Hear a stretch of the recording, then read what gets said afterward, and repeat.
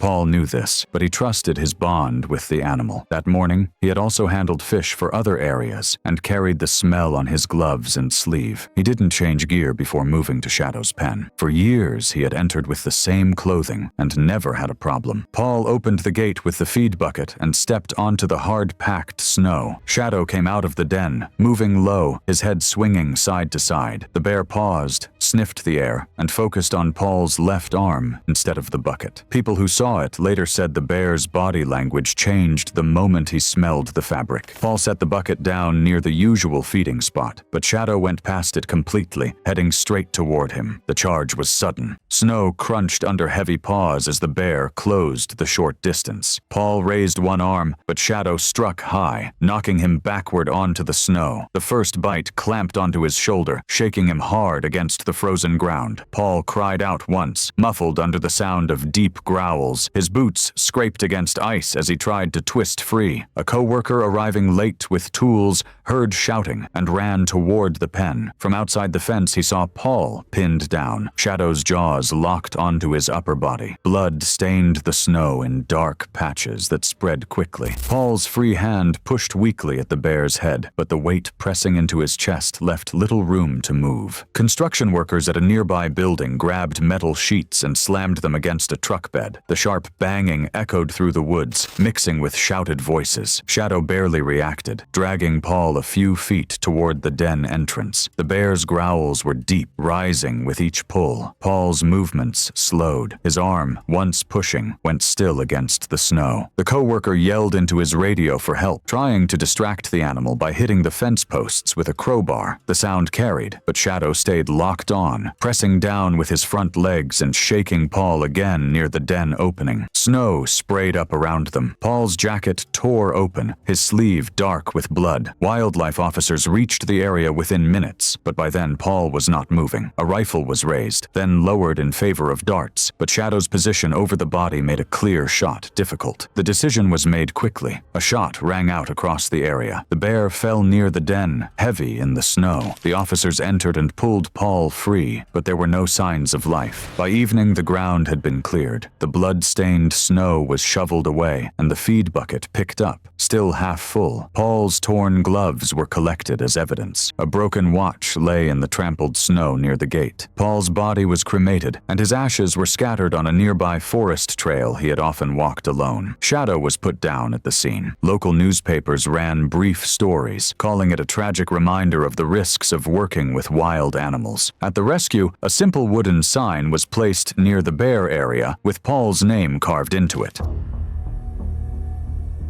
It was March 15, 2023, when the Amazon rainforest of Peru claimed the life of a seasoned researcher in one of the most remote scientific outposts on Earth. The research station, nestled deep within the Madre de Dios region, sat surrounded by dense jungle canopy that filtered sunlight into dappled shadows across the forest floor. Recent flooding from the rainy season had transformed normally passable trails into treacherous waterways, forcing most personnel to evacuate weeks earlier. The nearest medical facility lay over 200 miles away through impassable terrain, accessible only by helicopter during favorable weather conditions. Gregory Stanton, a 47-year-old herpetologist with 2 decades of experience studying venomous snakes, had chosen to remain behind despite warnings from station coordinator Maria Santos. His obsession with completing breakthrough research on anti-venom development had consumed his personal life, contributing to his recent divorce and estrangement from colleagues who viewed his methods as increasingly reckless. Dr. James Mitchell, his research partner, was scheduled to arrive the following week. But Gregory's impatience to continue his work had proven fatal. The station's anti-venom supply had expired 3 months prior, with replacement shipments delayed by the severe weather that had also damaged their communication equipment. Gregory's isolation was complete, surrounded by thousands of square miles of impenetrable rainforest. The fer-de-lance,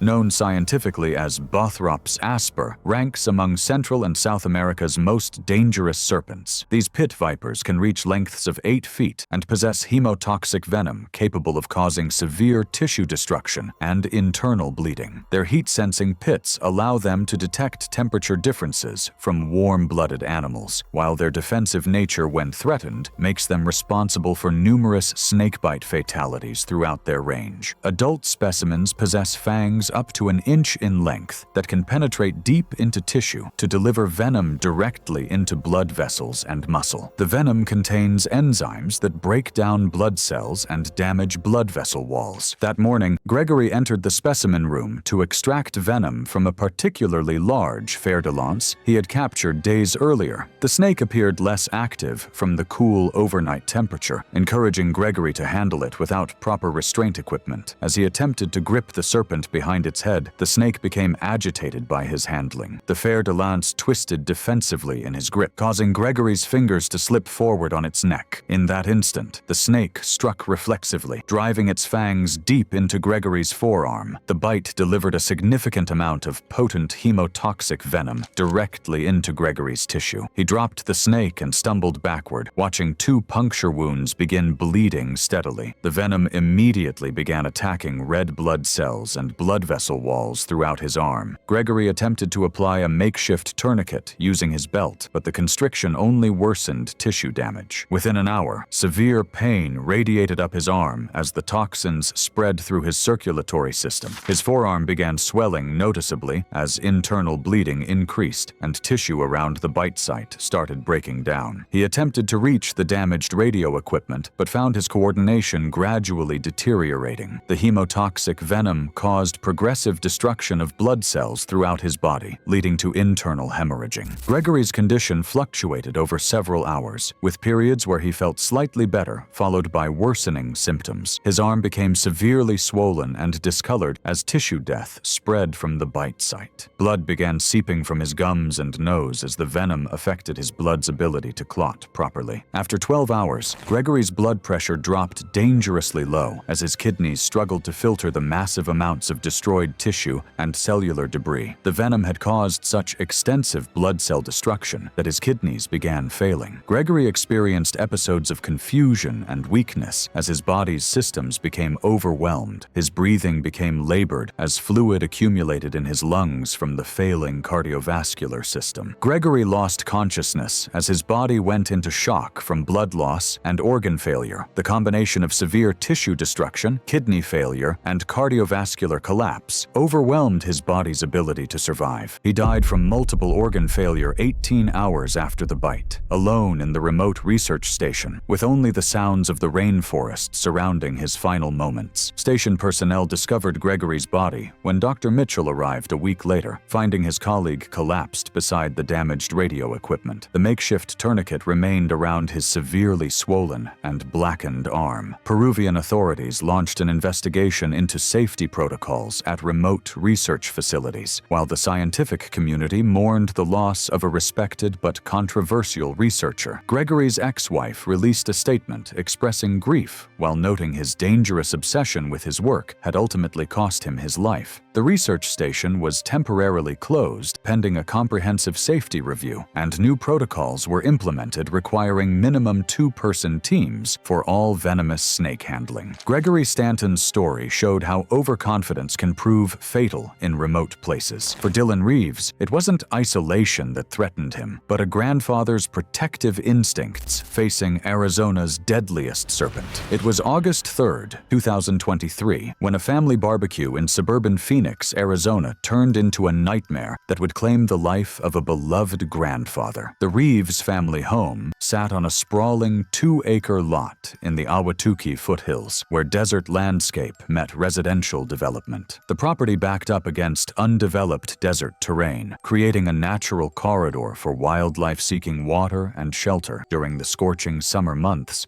when temperatures regularly exceeded 115 degrees Fahrenheit. Dylan Reeves, a 67-year-old retired elementary school teacher, had spent the morning preparing for his monthly family gathering. His daughter Jennifer, a registered nurse, had arrived early with her children Tommy and Sarah, ages 6 and 8 respectively. Dylan's backyard featured a large garden area where he grew vegetables and maintained a small pond that attracted various desert creatures. The recent extreme heat had driven wildlife closer to residential areas in search of water sources. Dylan suffered from a heart condition requiring daily medication, but had forgotten to take his morning dose due to the excitement of preparing for the family gathering. He remained active and devoted to his grandchildren's safety above all else. The western diamondback rattlesnake ranks as Arizona's most dangerous serpent and one of North America's most formidable pit vipers. These snakes can reach lengths of 5 feet and possess hemotoxic venom designed to break down blood cells and tissue over time. Their distinctive diamond-patterned scales provide perfect camouflage among desert rocks and vegetation. Western diamondbacks are highly defensive when threatened and can strike across distances up to half their body length. Their venom contains enzymes that gradually destroy red blood cells, damage blood vessel walls, and prevent proper blood clotting, with effects typically developing over many hours. The encounter occurred when Tommy discovered a large western diamondback coiled near Dylan's garden pond, where it had come to drink during the afternoon heat. Dylan immediately moved the children to safety and grabbed a garden rake, intending to guide the snake back toward the desert. As he carefully maneuvered the rake near the 4-foot rattlesnake, the defensive serpent struck quickly, its fangs penetrating through Dylan's thin gardening glove into his wrist before he could pull back. The bite delivered venom into the tissue of Dylan's wrist, chest through 2 distinct puncture wounds. Jennifer immediately applied pressure to control the bleeding while calling emergency services.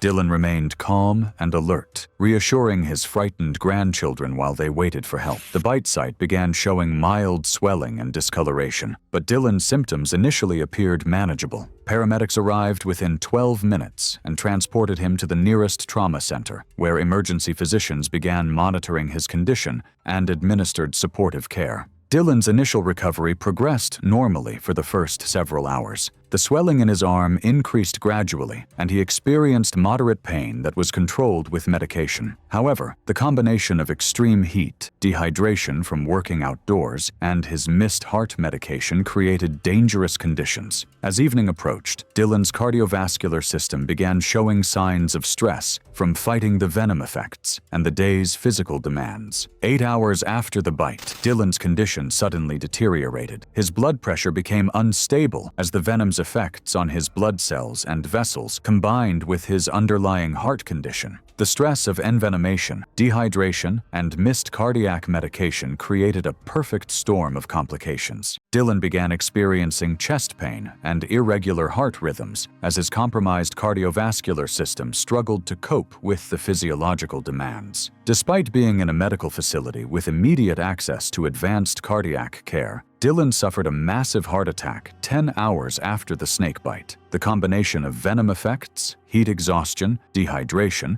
and his pre-existing heart condition had overwhelmed his body's ability to maintain normal circulation. Medical staff performed aggressive resuscitation efforts, but Dylan's heart could not recover from the multiple stressors. He died from cardiac arrest caused by the combined effects of snake envenomation complications and underlying cardiovascular disease. The incident prompted Phoenix City officials to review wildlife management policies in desert-adjacent neighborhoods. The Arizona Game and Fish Department issued new guidelines for homeowners about creating barriers around water features and proper response procedures when encountering venomous reptiles. Jennifer Reeves established a foundation promoting snakebite awareness and the importance of medication compliance in elderly patients. The family received hundreds of condolence messages from former students whose lives Dylan had touched during his teaching career. Medical experts noted that Dylan's case highlighted the importance of consistent medication schedules and hydration, especially for elderly individuals living in desert environments. Dylan Reeves showed how health complications can prove fatal, even with medical care. For Jasmine Cole, it wasn't protective instincts, but teenage recklessness that led her to Georgia's deadliest serpent. It was June 18,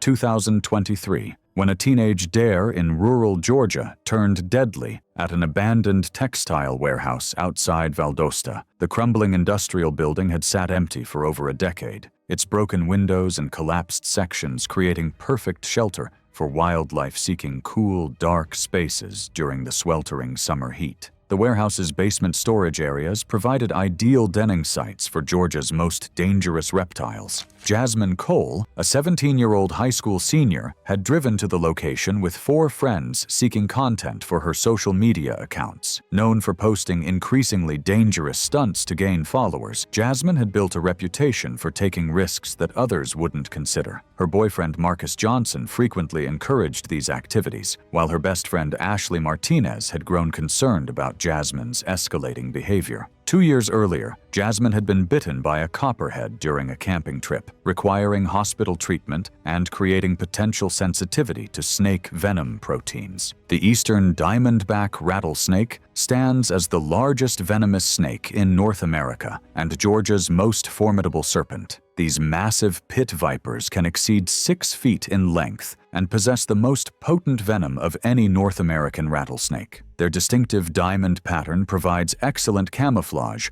among fallen leaves and debris. Eastern diamondbacks prefer secluded areas like abandoned buildings where they can establish dens. Their venom contains powerful hemotoxic compounds that destroy blood cells and tissue, along with proteins that can trigger severe allergic reactions in previously sensitized individuals. The group entered the warehouse through a broken loading dock door and began exploring before descending into the basement storage area. In a corner room filled with old machinery and concrete debris, they discovered a massive eastern diamondback coiled in the shadows. Upon detecting the intruders, the rattlesnake began vibrating its tail and raising its head in a defensive posture. Marcus immediately dared Jasmine to approach the agitated snake for a close-up video. Despite Ashley's attempts to physically stop her, Jasmine pushed past her friend to accept the challenge. Jasmine activated her phone's camera and began approaching the defensive rattlesnake, narrating her actions for the video. The snake continued rattling loudly as she moved closer, its heat-sensing pits tracking her movement. When Jasmine extended her phone to within 18 inches of the serpent, the eastern diamondback struck with explosive speed. Its massive fangs penetrated deep into her forearm, injecting a large amount of venom before she could react.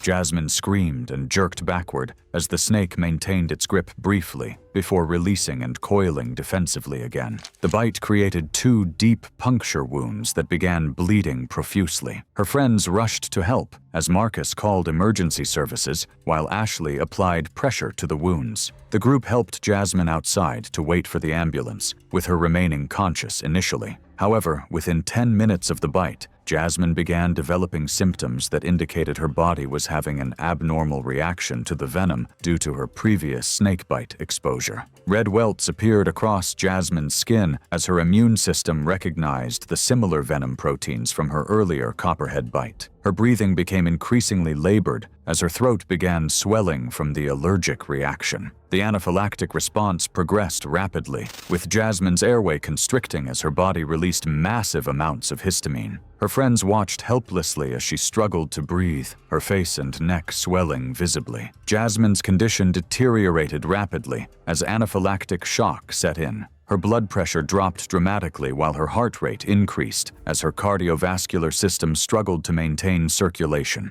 The swelling in her throat became so severe that air could barely pass through her airway. Her skin turned blue from lack of oxygen as respiratory failure began. 15 minutes after the bite, Jasmine lost consciousness as her brain was deprived of adequate oxygen. The remote location delayed emergency response, with paramedics arriving 28 minutes after the initial call. They immediately recognized the signs of severe anaphylaxis combined with snake envenomation. The team performed emergency intubation and administered epinephrine, corticosteroids, and antivenom treatment. However, Jasmine had been without adequate oxygen for over 10 minutes. Her brain had suffered significant damage from the prolonged hypoxia. Despite aggressive treatment, Jasmine's condition continued to deteriorate. The combination of severe allergic reaction, massive envenomation, and prolonged oxygen deprivation had caused irreversible damage to multiple organ systems. Jasmine died from respiratory failure and cardiovascular collapse caused by anaphylactic shock triggered by her previous sensitization to snake venom proteins. The incident prompted Georgia authorities to increase security around abandoned buildings and launch investigations into social media challenges involving dangerous wildlife encounters. Jasmine's school district implemented new programs educating students about the risks of seeking online fame through dangerous activities. Jasmine Cole's tragedy showed how previous wildlife encounters can create deadly complications. For Spencer Wallace, it wasn't recklessness, but family responsibilities that led him to Louisiana's most elusive and deadly serpent.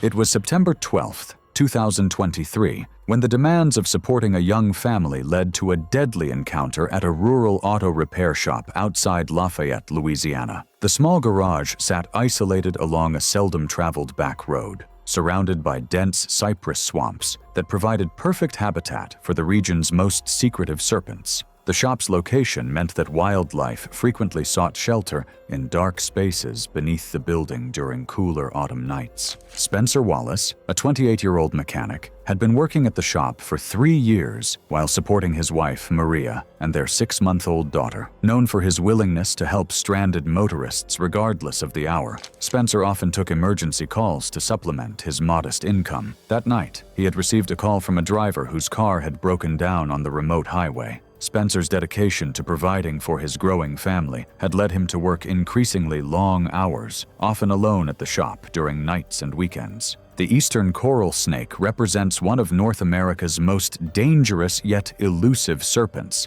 despite its small size and secretive nature. These brightly banded snakes rarely exceed 3 feet in length, but possess potent neurotoxic venom that attacks the nervous system with deadly efficiency. Their distinctive red, yellow, and black bands serve as a warning, though their shy disposition means encounters with humans are extremely rare. Unlike rattlesnakes, coral snakes deliver venom through small, fixed fangs that inject neurotoxins evolved to paralyze prey. The venom works slowly and silently, producing minimal initial symptoms while gradually shutting down the victim's respiratory system. The customer's vehicle had been sitting motionless for several hours when Spencer arrived to begin the emergency repair. He successfully fixed the electrical problem, sending the customer on their way near midnight. Spencer began cleaning up his workspace and organizing tools in the storage area behind the shop. Unknown to him, an eastern coral snake had taken shelter beneath a pile of old tires and automotive parts,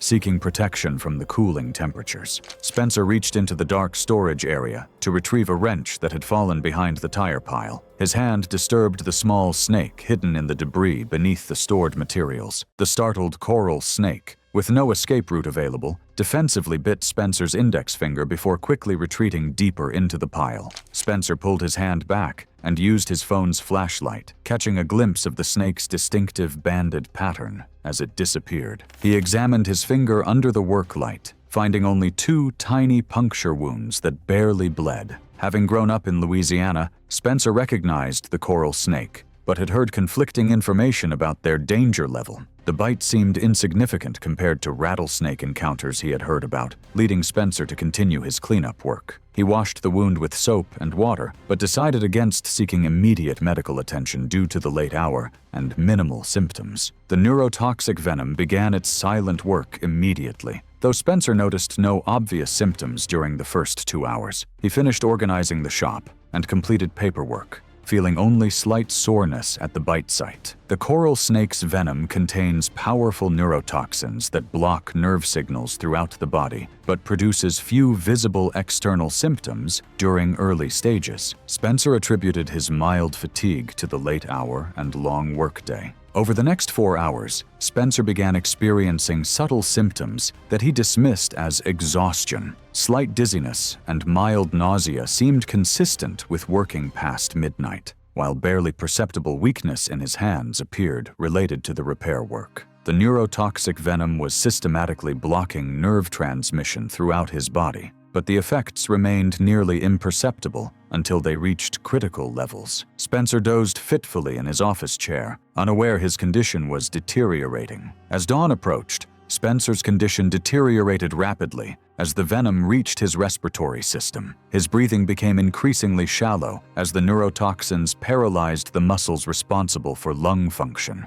Spencer attempted to reach his phone, but found his coordination severely impaired. He collapsed at his workbench as respiratory paralysis set in, unable to call for assistance as his nervous system shut down. The venom had silently blocked the nerve signals controlling his breathing, leading to complete respiratory failure. Spencer died from respiratory paralysis caused by eastern coral snake neurotoxins, his body showing no obvious external signs except 2 tiny puncture wounds on his finger. Frank Rodriguez, the shop owner, discovered Spencer's body when he arrived for the morning shift, initially unable to determine the cause until the small bite marks were noticed during medical examination. The incident prompted Louisiana health officials to issue warnings about coral snake encounters in rural work environments. Spencer's family received support from the local community and co-workers, who established a fund for Maria and their infant daughter. The Louisiana Department of Wildlife developed new safety protocols for workers in rural locations. Spencer Wallace showed how small venomous snakes prove deadly when bites go unrecognized. For Natalie Crawford, academic ambition led her to Virginia's mountains, facing a seemingly harmless encounter.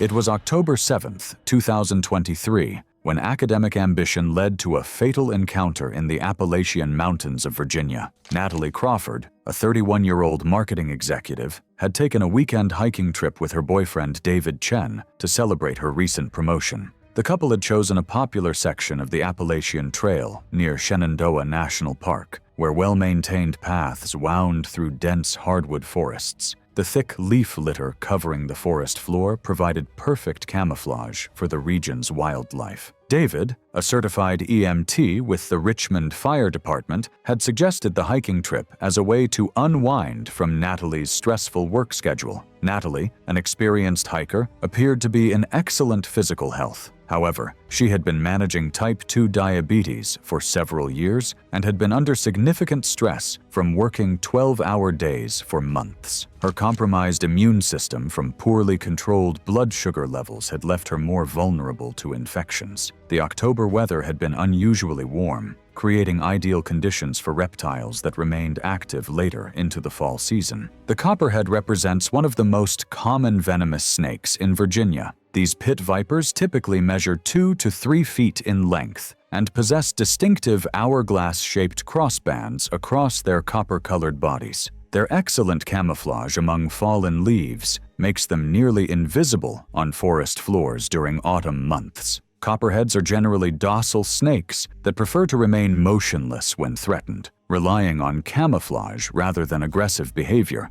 Their hemotoxic venom is relatively mild compared to other pit vipers. While copperhead bites are painful, fatalities are extremely rare in healthy adults. The attack occurred during the afternoon as Natalie and David hiked along a scenic ridge trail. Natalie spotted a beautiful overlook and stepped off the main trail through thick fallen leaves to position herself for a photograph. The dense layer of colorful autumn foliage concealed a copperhead that had been resting in the warm afternoon sun. As Natalie moved into position, she inadvertently stepped within striking distance of the well-camouflaged snake. The copperhead struck defensively, its fangs penetrating through her hiking sock into her ankle. Natalie immediately felt sharp pain and looked down to see the snake quickly retreating. David rushed to her side and immediately recognized the bite, having received snakebite training during his EMT certification. He helped Natalie sit down and examined the wound, finding 2 distinct puncture marks that were bleeding moderately. David immediately called for emergency evacuation while applying basic first aid. A rescue helicopter arrived within 90 minutes and transported Natalie to the University of Virginia Medical Center. Emergency physicians determined that the bite did not require antivenom treatment, since copperhead envenomations rarely cause life-threatening symptoms. Natalie received supportive care, including pain medication, standard antibiotics, and tetanus prophylaxis. Her vital signs remained stable, and the swelling around the bite site was moderate. However, her elevated blood glucose levels from stress created an environment conducive to bacterial growth. Natalie's initial recovery progressed normally over the first 3 days. She was discharged home with oral antibiotics and instructions to monitor the wound site. However, her diabetes had been poorly controlled during the hospitalization due to stress. 2 days after discharge, Natalie developed increasing pain and redness around the wound site. She initially attributed the symptoms to normal recovery and delayed seeking medical attention. The infection had taken hold in the damaged tissue, thriving in the high glucose environment. When she finally returned to the emergency department, bacterial cultures revealed methicillin-resistant Staphylococcus aureus, MRSA, a dangerous antibiotic-resistant strain. Despite immediate admission and aggressive treatment with vancomycin and other powerful antibiotics, the MRSA infection had already spread extensively through her leg tissue. The resistant bacteria proved difficult to control, and the infection progressed to necrotizing fasciitis. Surgeons performed multiple emergency procedures to remove infected tissue, but Natalie's compromised immune system and uncontrolled diabetes hindered her body's ability to fight the infection. The bacteria entered Natalie's bloodstream, causing septic shock as her overwhelmed immune system could not contain the resistant infection. Her blood pressure dropped dangerously while her heart rate increased as her body tried to fight the systemic MRSA infection. Despite intensive care treatment, including multiple powerful antibiotics and surgical debridement, Natalie's organs began failing from overwhelming sepsis. Her kidneys stopped functioning properly, and her cardiovascular system collapsed. Natalie died from septic shock and multiple organ failure 10 days after the original snakebite, killed not by venom, but by a resistant bacterial infection that her compromised immune system could not overcome. David remained at her bedside throughout her hospitalization, devastated by how quickly a manageable injury had become fatal. The case prompted Virginia health officials to review protocols for treating snake bites in diabetic patients, emphasizing aggressive antibiotic therapy and closer monitoring for patients with compromised immune systems. Natalie Crawford showed how underlying health conditions can turn minor wildlife encounters into fatal complications. Thanks for watching. Want to watch more? Click on your screen now.